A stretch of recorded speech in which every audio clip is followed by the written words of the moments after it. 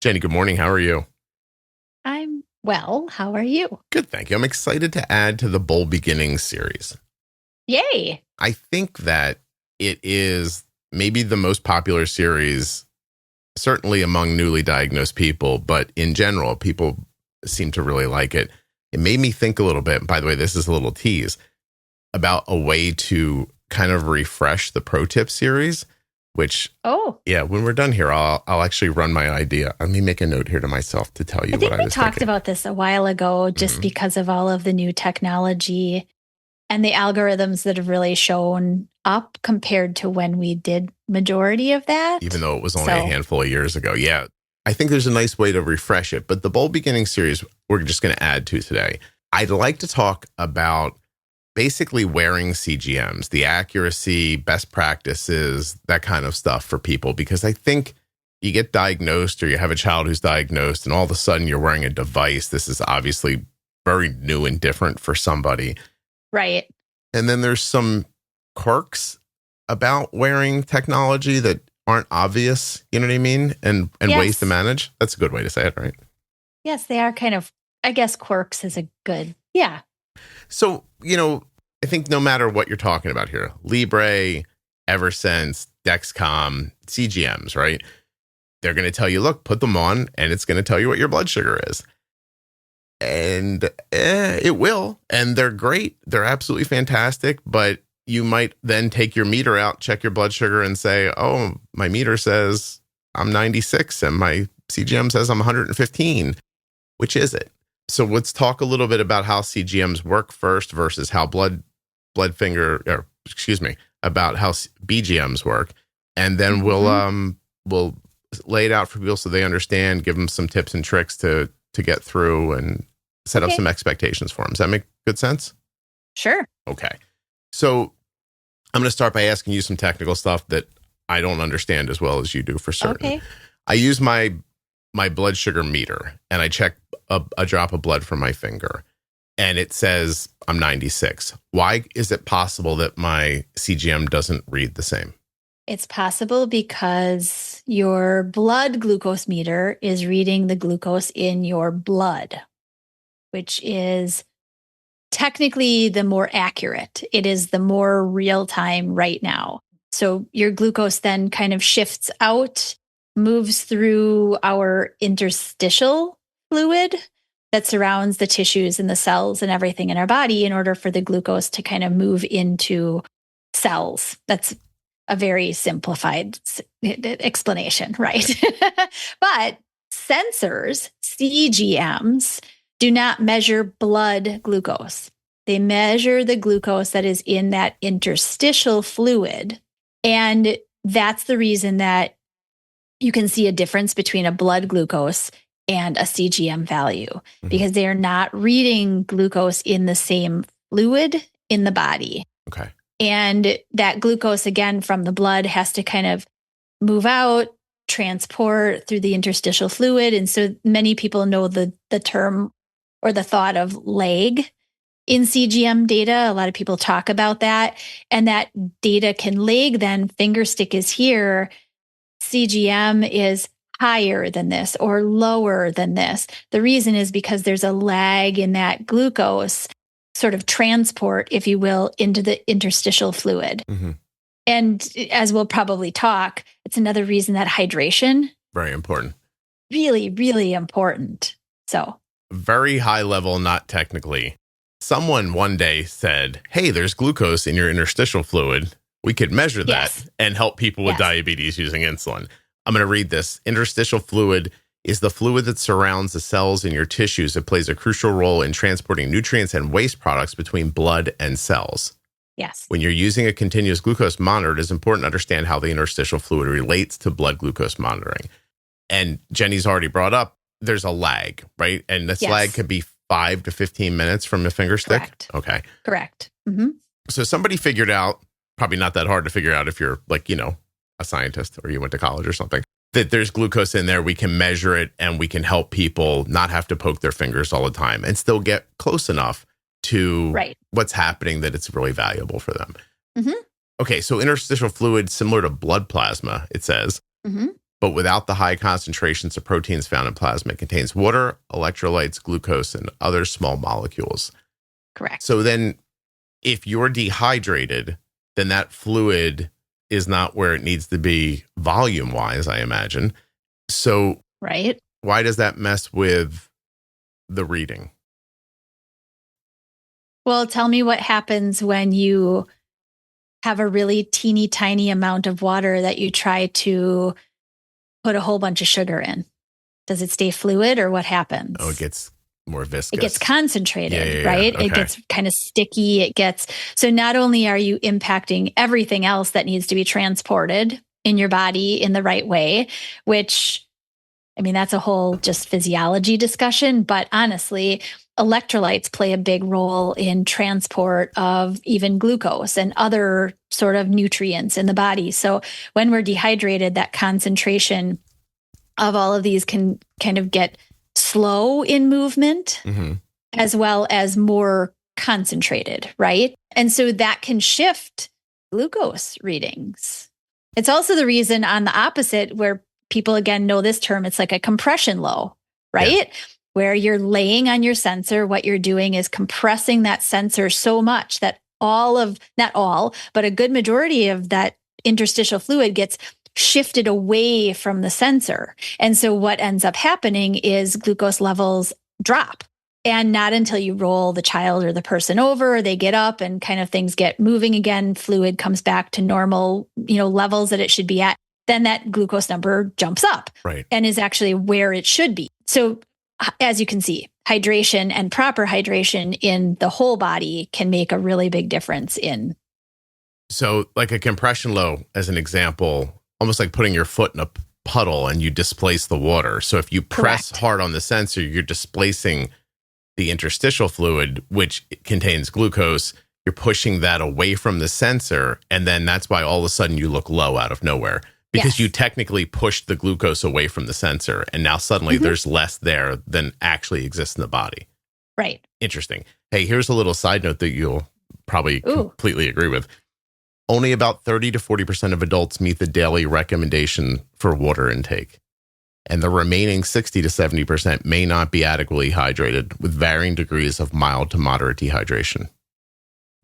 So my point in bringing that up is I think most people hear that and think, I'm not dehydrated, but you very likely could be, especially kids too, who, Correct. And honestly, having worked with a good percentage of athletes in the past, very heavily, our biggest recommendation for hydration is that when your body finally gives you the signal that you're thirsty, you are definitely dehydrated. Okay. You should not have thirst, so to speak, that's like, oh my gosh, I have to get a glass of water right now. You are not hydrated well. You're underhydrated at the point that your body is giving you signals. Right. I'm just going to say here, your urine should be what? Oh, yes. How do we measure our hydration? By the color of our urine. Your urine should be like very light, pale lemonade. Makes me want to sing Lemonade. That cool, refreshing drink. Clear or light yellow typically indicates good hydration. Pale yellow, also a sign of good hydration, suggests that you're well hydrated, but not overly so. Bright yellow can indicate mild dehydration or the presence of excess vitamins. Oh, yeah, that's true, too. If you take a multivitamin, your pee could get bright, right? And especially B vitamins. So I always recommend, if you know that you're really doing a good job of hydration and you've just taken like your multivitamin or a B complex or something like that, and your pee is like this golden color, don't worry about much about that. Dark yellow often indicates dehydration and that your body is currently conserving water. It's interesting. An amber or honey-colored, stronger sign of dehydration, important to drink more water. Orange, wait a minute. Orange can be the sign of severe dehydration. Brown could indicate severe dehydration or the presence of certain medical conditions such as liver disease. Pink or red is blood in the urine. Wait a minute. Jenny, this has nothing to do with what we're talking about, but No, it doesn't. Blue or green, unusual colors can result from certain medications or food dyes. Rare genetic conditions, bacterial and then cloudy or murky could indicate a urinary tract infection or a kidney stone. Okay. And from the color, that even that pink, it may not definitely be blood. if you have had a fair intake of beets recently, beets or berries. Beets or berries, a fair, an intake of those can definitely discolor the urine. Mm-hmm. Beets can also really discolor sort of poop. So just as an FYI. Wait, what color does beets make my poop? Kind of like, it's almost like a reddish color. No kidding. All right. Yeah. So there you go. Sorry. We go over it like this because being hydrated is super important for your CGM working, but it's also very important for your insulin working as well. Correct. So we might as well talk about it here because you're getting a double benefit. If you're wearing a CGM, you're going to get more accurate readings. And if you're using insulin, which if you're listening to this, you very likely are, your insulin is going to work better. So Can we take 2 seconds on that? Tell people why a well-hydrated body uses insulin more effectively? Absolutely. Again, it's a transport component, right? We're injecting or infusing insulin into what we call the sub-Q tissue. So the layer that sits like right underneath the skin, which is why your little cannulas or even the insulin needles on your pens or your syringes, they don't really go in very far. They're not terribly long. The idea is that with proper hydration and fluid movement in the body, that insulin, along with the chemicals that help it to get used in an appropriate timeline, it works along with the hydration of the body. And again, if you're underhydrated, things are not going to be moving as easily. I consider dehydration, especially like in circulation, it's kind of almost like molasses in winter, right? Yeah. Things move really slow. Once you get hydrated, things move and flow the appropriate way. Your insulin, all of the nutrients, all of those things, they get moved to the right places in the body in the time frame that the body is meant to do it. I was going to mention that extreme temperatures can affect the rate in which glucose diffuses into your interstitial fluid. So that is a potential impact for your CGM readings. Yes. Also different like blood flow. So like sedentary versus exercise, again, increases the rate. So some best practices, first of all, be aware of lag time, right? And that's an interesting one because here's a real world example. Arden's blood sugar will, dip down to 63. And I'll send her a text and I'll say, hey, did you do something about this? And she'll say, yeah, I'm good. I did, I drank this or I ate this or whatever. And then 5 minutes later, the CGM will still say 63 or it'll go down again. And then I get the tap, tap, tap. It's my wife. She's low. And I'm like, no, I know, but she's already had something. Well, this thing's still beeping at me. Right. And I'm like, yeah, I know, but I think we did enough. I think we did enough. It's going to come back. You got to wait. I find sometimes you need to wait 10 minutes. At least. Yeah, to see. Yeah. And if you go ahead. Oh, I was going to say, and it could also be longer depending on what you've used to treat that with, right? Thus, the reason that we really recommend dextrose or really simple sugar, something that's going to get moving fairly quickly. Because if you don't, then not only is the CGM potentially lagging, but it might be also even behind further because of what you ate, not being fast enough to reliably start bringing that blood sugar up. Right. But in a case when you have done that, when you've taken in that simple sugar and it's bounced, like say you're 63 and CGM says 63. You wait a couple of minutes after you drink a juice and you test and you get a 75 test. And you think, okay, this hit, it's coming, right? The CGM's not suddenly going to say 75. As a matter of fact, the next time it reads, you could end up being 15, 20 points higher than the last time. Right. And so I just want to say here, you really still need a really accurate blood glucose meter and you should use it. I know. And listen, Dexcom is a sponsor. Eversense is a sponsor. I think CGMs are fantastic. I don't know what I would do without them. You still need a really good meter and you should test your blood sugar. That's all. 100%. Yeah. I 100% disagree. And Jenny, you just said I 100% disagree. Oh, I 100% agree. I 100% agree. Yeah. What I was going to say in terms of, disagreement is I disagree with the fact that people are really heavily relying on only their CGM and that they're really only waiting to do a finger stick when their own body symptoms are telling them something that seems off compared to the CGM value. Right. I mean, I think if I were the one setting up any of the sensor systems, my recommendation doesn't get into calibration because there's a whole strategy with calibration and that kind of stuff as well if it's needed. But my best practice is doing a finger stick when I get up in the morning.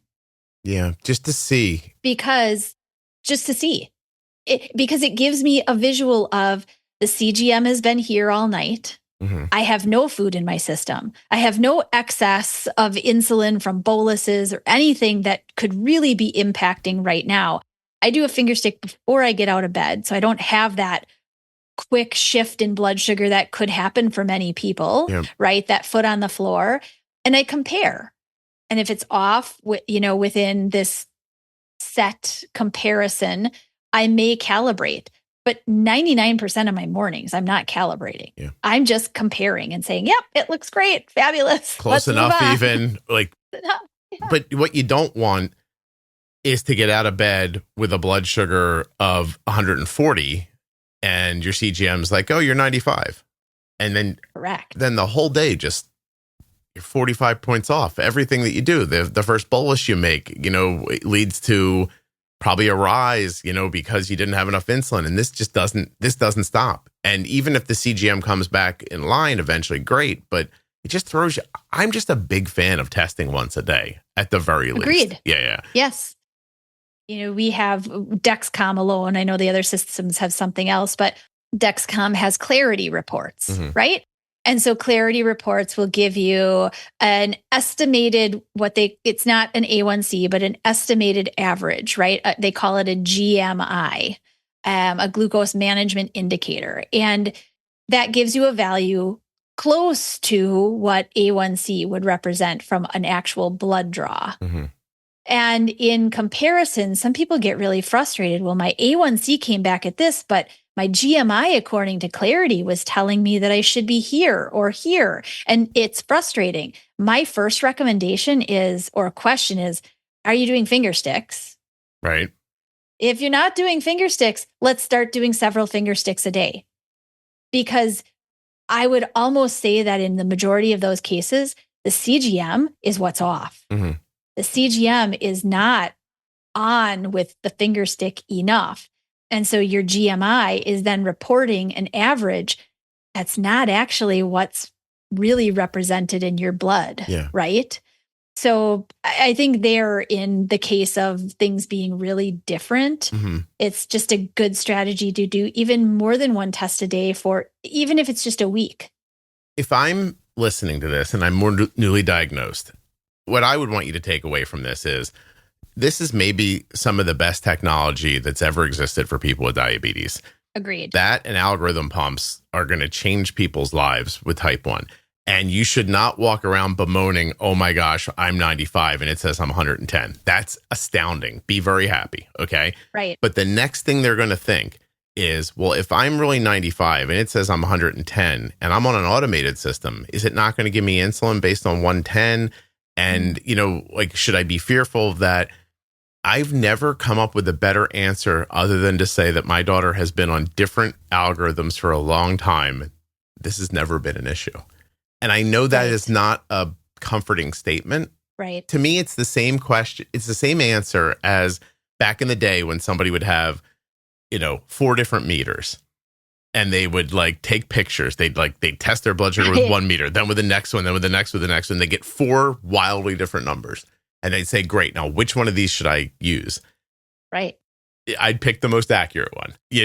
Go look online, see which one of them they have is the most accurate and go with that. But at some point, you don't remember that moment probably because you were a kid when you were diagnosed. But I remember the moment of swallowing hard and going, this is the meter.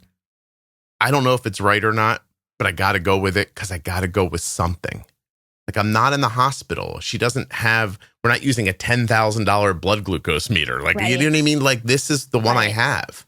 And do you know what I'm saying? It's a real big leap to make. It is. And unless you really know, as you already said, you can look up accuracy online, right? There are charts. Diabetes Daily. There are a whole bunch of different places that have accuracy chart by different brand. They even have the off brands, right? That are on there for an evaluation.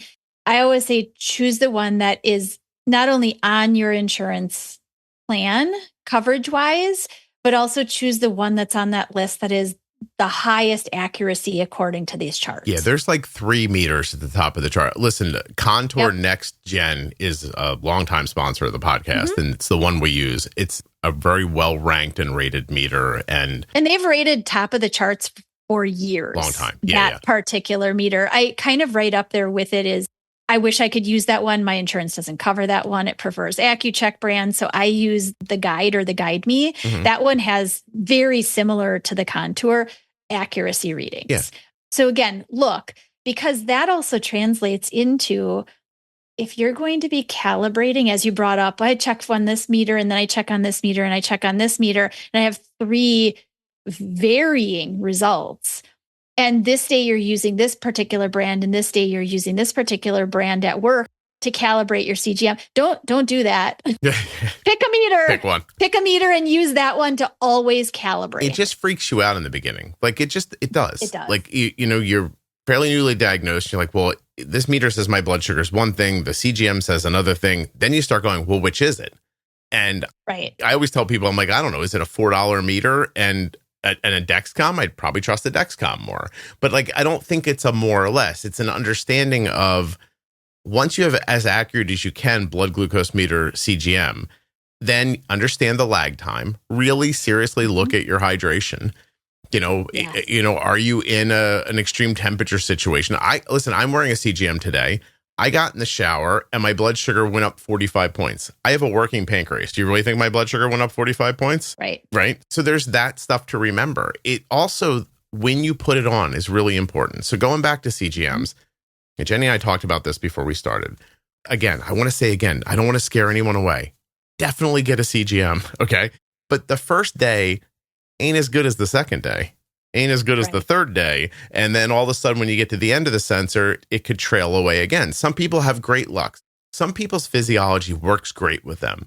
And the whole time. Oh my God. Yep. Just boom, all good. Yep. I saw Arden had a G7 go bad in the last 3 hours last week. And other than that, I've seen they go right. She wears them right out to the end every time. And the longer she's wearing them, the better they look for her, like accuracy wise. So, but keep that in mind too. If you're in a 10-day window or a 14-day window, it's boring, but there's that little sensor is under your skin and it's in there and it takes a little time to, what's the word people use? Marinate? Sink in. Yes. Right? Like get set. Who cares what's actually technically happening? Dexcom added what to the G7? It's like a grace period? There is. So after the 10 days, you have a 12-hour grace period that the sensor will continue to work before it's fully expired. And in that grace period, it will continue giving alerts and alarms and all of the regular stuff. They've just given, a period of sometimes life is what it is. And you planned to be home at 2 p.m. to change it. And your train got stuck or you're stuck in traffic or you had to go pick up your dog or whatever happened. And now you're either without a sensor because it has fully expired, or now with G7, you've got 12 hours beyond that 2 p.m. that it's still going to help you until you can really get home. And so which is nice. I'll tell you what I try to get Arden to do, and she fights me all the time about it. But, I'm always like, look, put a new one on now while the old one's still working. And just let that thing sit in there for a while and get accustomed to its surroundings. And, because if it doesn't work as well in the first couple of hours or the first day for some people, then let's try to buy some more time there, and then we'll swap it back on the end by taking the free 12 hours on the backside if we can. Right. That makes sense to me. So the people call that like marinating a new sensor, right? You just all you do is you open up the G7, pop it on, and then you don't do anything else. You don't start it up. Nothing. Hold on to the box, hold on to the sensor, and then when it's time to switch, you scan that one and jump to the other one, and you might very well see better numbers coming back from it the longer it's been in. We try to do it for a couple of hours at least, but she's just she's tough. She's young. You know what I mean? And I'm like, it doesn't She's matter. Doing a million other things. Yeah. It's hard for her to get, but it's a great tip. Is that something you can do with Libre? Do you know? Oh, that's a really good question. I don't know if you can. I don't think so. I don't know. Okay. I would honestly, because Libre is similar in that the device also is like G7, that it just pops on. There's no additional transmitter to pop in, or it's like a one and done kind of pop it on. I think it could be possible because you still have to enable that CGM to get started with the app. So I would expect, but I don't know for sure. Honestly, the majority of people that I get the opportunity to work with are either Dexcom or, the small number who get really good accuracy with Medtronic's Guardian system, which is nice. How do you find the predictive alerts work for CGM? Like the ones who tell you you're going to be low in a while, do you notice that they are helpful? I think that they can be helpful. What I've seen the best, though, and it goes back to hydration. It goes back to the reliability of your fluids moving the way that they're supposed to through the body, and that data that then gets transmitted from blood into the interstitial fluid, it's going to register a shift. That's going to trigger, however you've had that predictive alarm set. Either you have it set really conservative or really aggressive to alert you sooner or later to that drop happening that could predispose you to the low. Where are you at on calibration? Do you calibrate? I calibrate if necessary. Yeah. Yes. The majority of my sensors, I've had really, really good luck, if you will, with my Dexcom for a long time. I'll have Arden calibrate once in a while. It doesn't come up that often.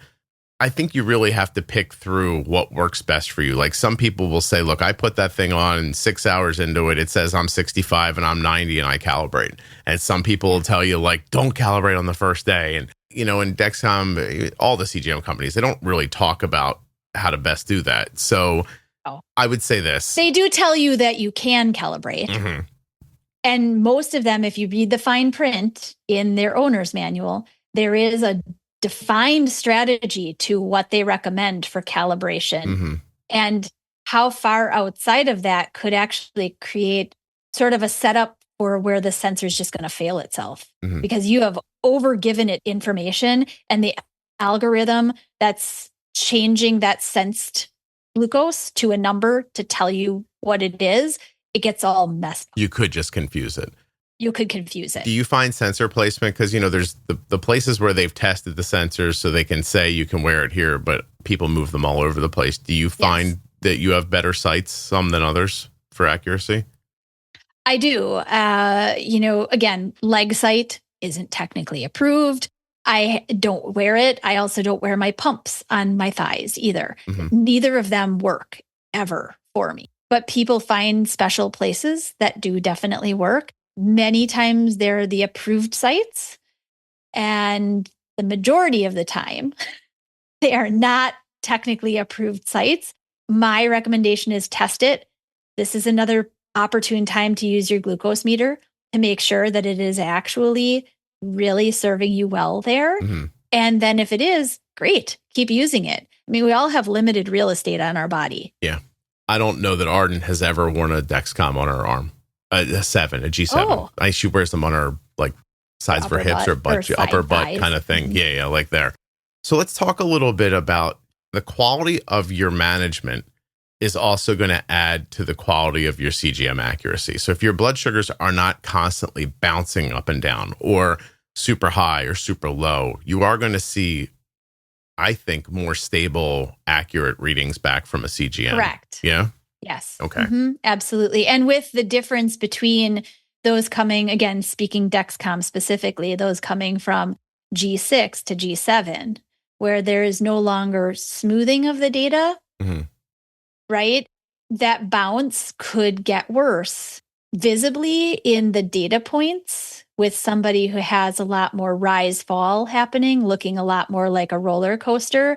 Those numbers, again, data points on the CGM graph, they could look a lot more jagged and up and down, even as the glucose is going up and down, compared to somebody who has a lot smoother transition from data point to data point. Yeah, that. And then my point is that if you do simple things like we talk about in the Diabetes Pro Tip series, like pre-bolus your meals, have your settings closer, you're not going to see as much variability and you're going to see more accuracy out of your CGM as well. Also, do not calibrate while your blood sugar is moving. So Correct. If you're rising very quickly, falling very quickly, that is not a good time to calibrate. No. Does thyroid have impact on CGM accuracy at all?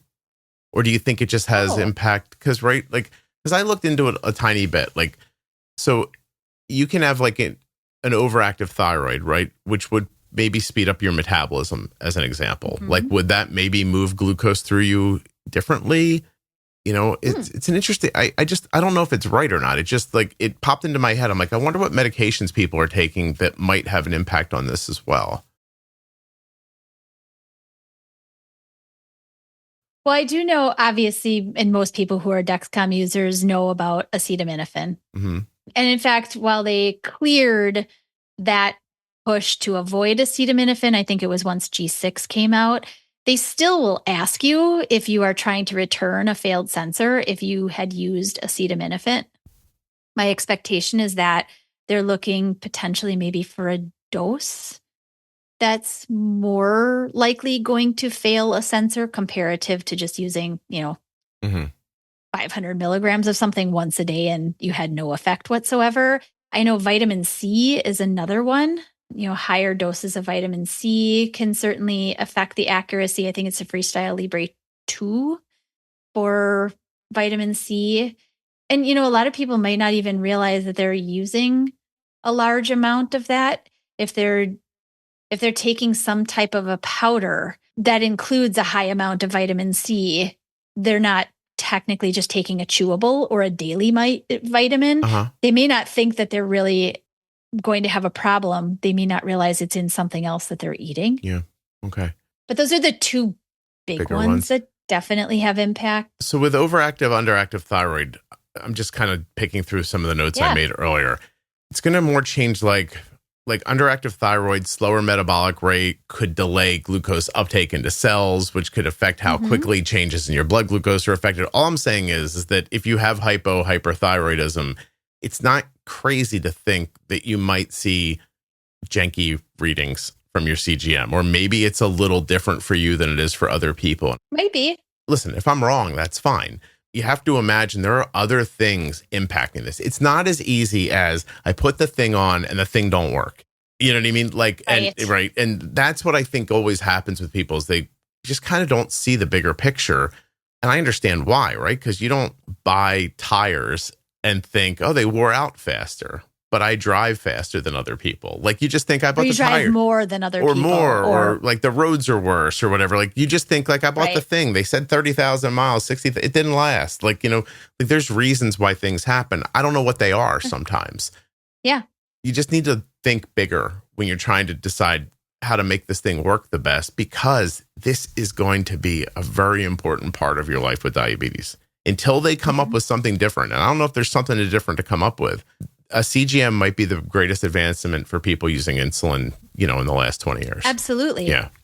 Yeah, absolutely. I mean, in terms of that accuracy too, and calibration and whatnot, there are strategies, like I said, in the fine print of the books if it's this far off, this is when to add a calibration. I know in the realm of people with diabetes, there are so many conversations about when to calibrate, how many calibrations to put in. Should I change the number from this to make it closer to the actual to put into the system so that I don't confuse it? I mean, there's so many different things. Yep. My first recommendation is always go by what the system is telling you is allowable for a calibration and try that first, right? Follow the advice from the company about how to handle it. Correct. Yeah. Exactly. And then, Bob on the corner who has his own proven strategy, you know what? If you've tried the strategies and they don't seem to be working, maybe try Bob's strategies, but I wouldn't necessarily rely on them 100% working for you. Do you have a second to go over adhesive stuff? Sure. Okay. So some people are going to have adhesive allergies. And it's not crazy to say that every once in a while, some of you are going to have significant adhesive allergies. But, big surprise, you have autoimmune issues and your body tends to overreact to things. So skin preparation, so it's tough, right? Because they're going to tell you to clean your skin with alcohol. Yes. And for some people, maybe a person with very oily skin, that might be really important. But for some people who have more sensitive skin, taking out those oils could lead to, bumpy, dry skin, that kind of stuff. We are more like light soap and water, pat dry people. We don't use alcohol to clean the sites. Mm-hmm. In that idea somewhere might be something for you. So if you're noticing your skin getting very dry, bumpy, scaly, the first thing I would do is I'd get away from alcohol if you're using it to see what happens. Not a doctor, not advice, etc., and so on. It's what worked well for us. There are skin barriers. There are. Skin Tack, Terraderm. What's the other one? IV. Well, there are a couple that help with stickiness. So if you're having a problem on the end of things not staying stuck, Okay. There are some things that are patches for that, or preps, IV prep, all those kinds of things that actually help adhere. Mm-hmm. But then there are more patches, IV 3000, and those types of barriers that are hypoallergenic. They're typically clear. They come in multiple different sizes. And essentially, you would clean your skin with whatever method you're going to do, let it dry, put that on the skin, creating a thin barrier upon which then you're going to apply the sensor, or you're going to pop the sensor on over. So the sensor adhesive is not technically touching your skin. Right.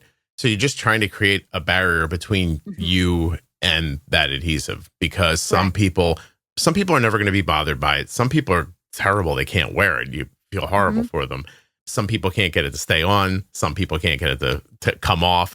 And you're gonna hear people online like, well, I don't know why they don't make it more like this, or they're trying to make it down the middle. Good for everybody.